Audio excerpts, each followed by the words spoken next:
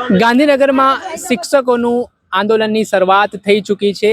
વ્યાયામ, સંગીત, ચિત્રકામ સહિતના જે શિક્ષકો છે છેલ્લા 15 વર્ષથી તેઓ ભરતીની રાહ જોઈ રહ્યા છે, પરંતુ હજી સુધી સરકાર દ્વારા કોઈ યોગ્ય નિર્ણય લેવામાં નથી આવ્યો। તેના પગલે આ ભાવિ શિક્ષકોને હવે આંદોલનનો રસ્તો અપનાવવો પડ્યો છે। શું ગુજરાતમાં હવે કોઈ પણ ભરતી માટે આંદોલન જ એકમાત્ર રસ્તો છે? એ સવાલ ઉઠી રહ્યા છે આ ગુજરાતના મુખ્યમંત્રી સામે, આ ગુજરાતના શિક્ષણ મંત્રી સામે। ત્યારે ગુજરાતના બોટાદના ધારાસભ્ય ઉમેશ મકવાણા શિક્ષકોની જે ભરતી નથી થઈ તે બાબતે શિક્ષકોના સમર્થનમાં આવ્યા છે। આજે 15મી ઓગસ્ટના દિવસે તેઓ સમર્થન આપી રહ્યા છે શિક્ષકોને। તેમની સાથે સીધી વાતચીત કરીએ। ઉમેશભાઈ, શિક્ષકો જે બાળકોનું ભવિષ્ય ઘડતા હોય છે તેમનાથી જ આ જે શિક્ષણ પદ્ધતિ છે તે થતી હોય છે। નેતાઓ હોય કે કલેક્ટર હોય બધા બનતા હોય છે, અને આજે એ શિક્ષકોને જ આંદોલન કરવા પડે છે। કઈ રીતે જોવો છો આ ગૌરવશાળી ગુજરાતના ઇતિહાસમાં? સૌ પ્રથમ તો આપની ચેનલના સૌ દર્શકને આજે સ્વતંત્રતા પર્વની શુભકામનાઓ પાઠવું છું। અને તમે જોયું છે કે આપણો 15મી ઓગસ્ટ 1947માં દેશ આઝાદ થયો, એના 79 વર્ષ વીતી ગયા છે। ઈસ્ટ ઇન્ડિયા કંપનીનું શાસન પૂરું થયું, એના 8 દાયકા પણ પૂરા થઈ ગયા છે, પણ ક્યાંક ને ક્યાંક હજી સંપૂર્ણ દેશ આઝાદ થયો એવું લાગતું નથી। તમે જોયું હશે કે જે દેશની રક્ષા કરવા માટે જે જવાનો પોતાનું માથું આપે છે એને પણ આંદોલન કરવા પડે છે હક અધિકાર માટે। એક્સ આર્મી મેન પણ અત્યારે આંદોલન કરી રહ્યો છે। તમે જોયું હશે કે ભાઈ આજે હું પણ એક ધારાસભ્ય પછી છું, પહેલા શિક્ષક છું, અને શિક્ષક એક વસ્તુ એને માનું સ્તર આપવામાં આવ્યું છે। પહેલા એને શિક્ષક નતા કહેતા, માસ્તર કહેતા હતા ગામડામાં। સૌરાષ્ટ્રમાં અમારે ખાસ કરીને એને માસ્ટર એટલે કે માનું જેને સ્તર આપવામાં આવ્યું છે એને એ શિક્ષકોને આજે આંદોલન કરવું પડી રહ્યું છે।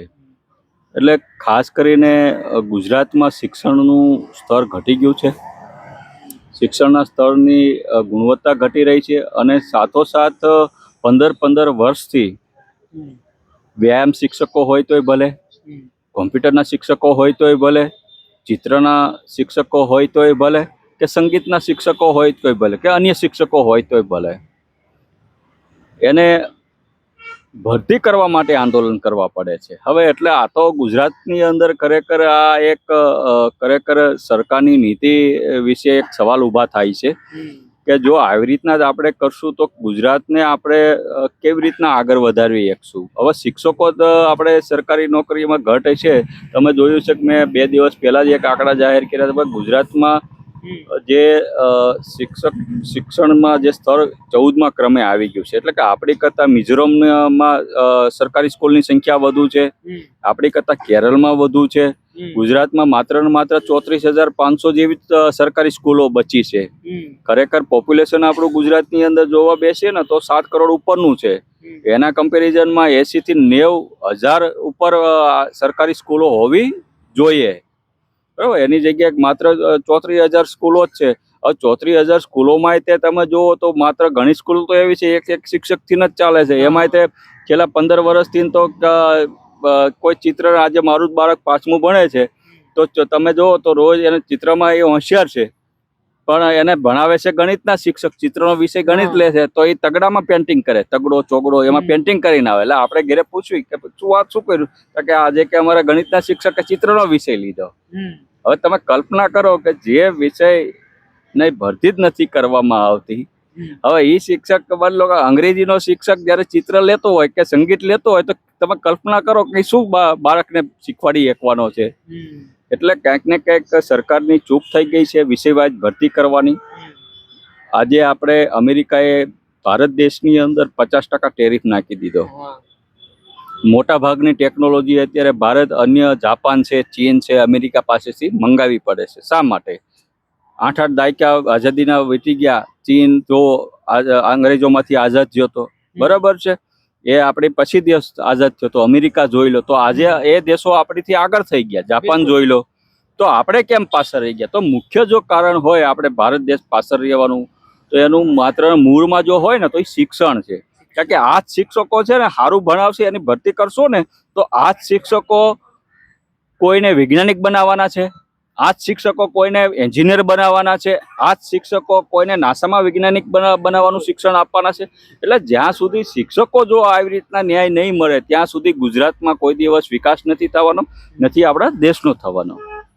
ઉમેશભાઈ, કઈ રીતે જોઈ રહ્યા છો? કેમ કે એક તરફ આપણે વિકાસ મોડેલની વાતો કરીએ છીએ, ભણશે ગુજરાત, આગળ વધશે ગુજરાત, આવા બેનરો આપણે સ્લોગનોમાં જોતા હોઈએ છીએ. પછી આ શિક્ષકો અગાઉ પણ ટેટ ટાટના ઉમેદવારોએ ખૂબ આંદોલન કર્યા ગાંધીનગરમાં, તેમને ટીંગાટોળી થઈને, એવી રીતે પોલીસને આગળ કરીને આ ઉમેદવારોનો અવાજ દબાવવાના પ્રયાસો પણ થતા હોય છે. તો સરકારની શું માનસિકતા લાગી રહી છે? શું ખરેખર સરકાર ઈચ્છે છે કે ગુજરાતનું ભવિષ્ય કે બાળકો ભણે, કે પછી આ બધું ખાનગીકરણ તરફ લઈ જવા માંગે છે? શું ઈચ્છી રહી છે સરકાર? એટલે આંકડા ઉપરથી તો મને એવું લાગી રહ્યું છે, મેં તમને કીધા ને કે ભાઈ સરકારી સ્કૂલો જ ઘટી ગઈ છે. જે પોપ્યુલેશન મુજબ જે 90 થી 1 લાખની સંખ્યા સરકારી સ્કૂલોની હોવી જોઈએ, એની બદલે માત્ર 34,000 જ રહી છે. હવે એમાંય સરકાર ભરતી નથી કરતી, અને ભરતી કરે છે તો તમે જોયું હશે કે એમાંય તે ઓબીસી હોય, એસસી ના કેન્ડિડેટો અનામત માટે, હક માટે આંદોલન કરી રહ્યા છે. બરાબર, તમે જોયું હશે કે આજે સરકારની મનસા એવી છે કે એ સરકારી નોકરી કોઈને બેરોજગારોને આપવા જ નથી માંગતી. આજે શિક્ષિત બેરોજગાર યુવાનોનું પ્રમાણ ગુજરાતની અંદર ચિંતાજનક વધી ગયું છે. જે ભરતી કરવામાં આવે છે મોટા ભાગના વિભાગો, એ શિક્ષણ વિભાગ હોય તોય ભલે, આરોગ્ય વિભાગ હોય તોય ભલે, કે કોઈ પણ સચિવાલય હોય તોય ભલે, બધાને મોટા ભાગની તમે ભરતી કરવામાં આવે છે એ કરાર આધારિત કરવામાં આવે છે. એટલે કે આઉટસોર્સિંગ, શોષણ કરવામાં આવે છે. તમે ક્યારેય એના આઉટસોર્સિંગ વાળાને પૂછ્યું છે કે ભાઈ તારો પગાર તને સ્લીપ કેટલી આપવામાં આવે છે? સાહેબ, મને ફરિયાદો આ લોકો કરે, સાહેબ અમને મૂળ કે 11,000માં કે પગાર આપવામાં, સહી કે 18,000માં કરાવવામાં આવે છે. અને અવાજ ઉઠાવી તો અમને કે કાલથી ના પાડી દે, નોટિસ નથી આપતા, કાઢી મૂકે છે. દરેક વિભાગમાં બેરોજગાર શિક્ષકો હોય તોય ભલે, આરોગ્ય અધિકારીઓ ક્લાસ 3 લગીના હવે તો આ લોકો આઉટસોર્સિંગમાં ભરવા માંડ્યા છે. 18 લાખ લોકોને આ લોકોએ કરાર આધારિત નોકરી આપી છે. એટલે કે કરાર આધારિતમાં તમે જોયું હશે, એમાં કરાર આધારિત તમને ભરતી કરે તો એમાં અનામત આપવાની પ્રથા જ નથી. એટલે આપોઆપ આ લોકોએ અનામત વિરોધી માનસિકતા ધરાવી છે. અનામત ન આપવી પડે એટલે ગુજરાતના યુવાનોને શું કર્યું છે? કરાર આધારિત નોકરી આપી, 11 મહિનાના કરાર. એ પછી શિક્ષણ વિભાગ હોય તો ભલે, અમને ફોરેસ્ટમાં એ રીતના કરાર આધારિત લીધા, મોટા ભાગના આરોગ્ય વિભાગમાં કરાર આધારિત લોકોને લીધા છે.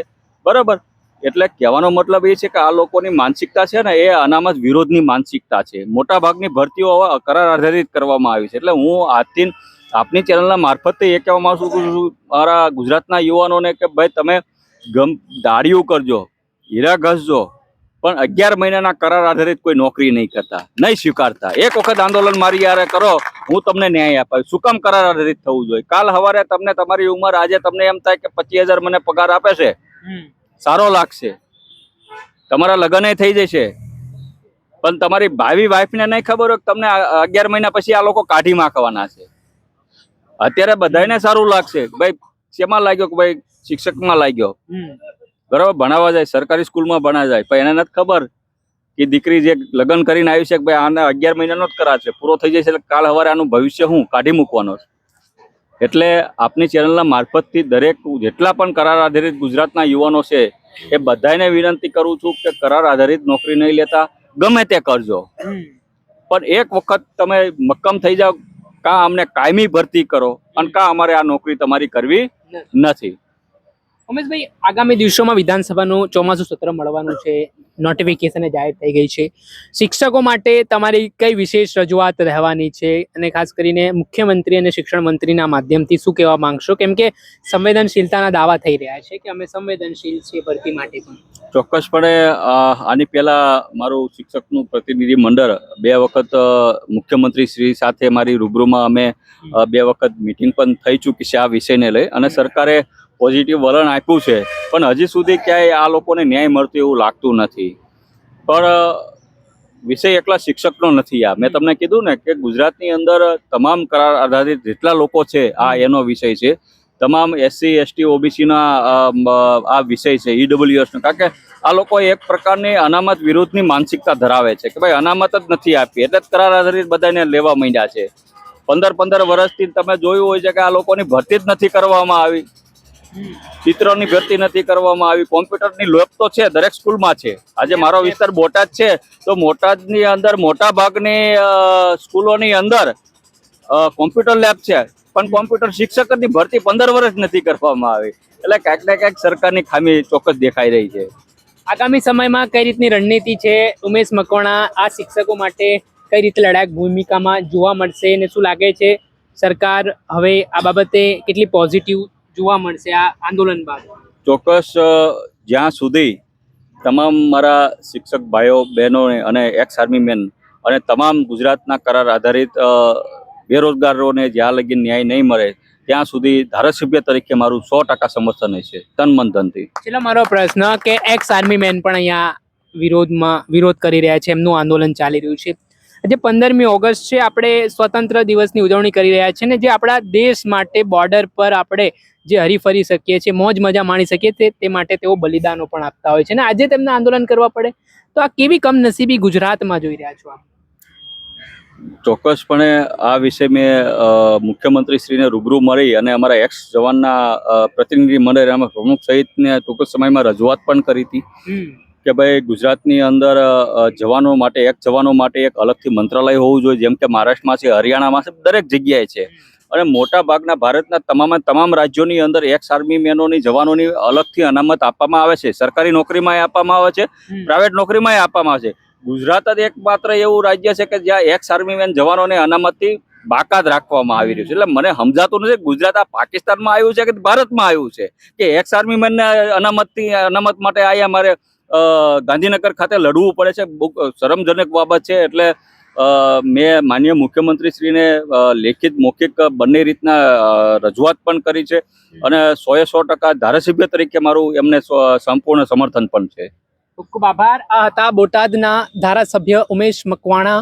તેઓ જે શિક્ષકો છે અને જે એક્સ આર્મી મેન અહીંયા તેઓ આંદોલન કરી રહ્યા છે, બંને સંગઠનોના સમર્થનમાં આવ્યા છે. આગામી દિવસોમાં વિધાનસભામાં સત્ર પણ મળવાનું છે ને તેઓ આ રજૂઆત પણ ફરી એકવાર કરવાના છે ને તેમની મુખ્યમંત્રી સાથે, શિક્ષણ મંત્રી સાથે અવારનવાર તેમના પ્રતિનિધિ મંડળ જોડે આ રજૂઆતો પહોંચતી હોય છે, પણ હજી સુધી કોઈ નિરાકરણ નથી આવ્યું. હવે આશા રાખીએ છીએ, સંવેદનશીલ સરકારના દાવાઓ તો ઘણા જોયા છે, બણગાઓ તો ફૂંકવામાં આવે છે, પરંતુ ક્યારે ગુજરાતના મુખ્યમંત્રી ભૂપેન્દ્ર પટેલ આ આદેશ કરે છે કે હવે શિક્ષકોની ભરતી કરી લેવી જોઈએ, કેમ કે આ આંદોલન જ્યારે ગાંધીનગરમાં થયા છે ત્યારે આંદોલનના કારણે ભરતીઓ ભૂતકાળમાં થઈ છે. હવે શું આગામી સમયમાં સરકાર આ બાબતે હકારાત્મક નિર્ણય લે છે તે જોવું રહ્યું. દર્શક મિત્રો, આવા જ વિડીયો સાથે આપણે માહિતગાર કરતા રહીશું, એટલે નવજીવન ન્યૂઝને લાઇક કરી લો, સબસ્ક્રાઇબ કરી લો અને શેર કરવાનું ભૂલતા નહીં.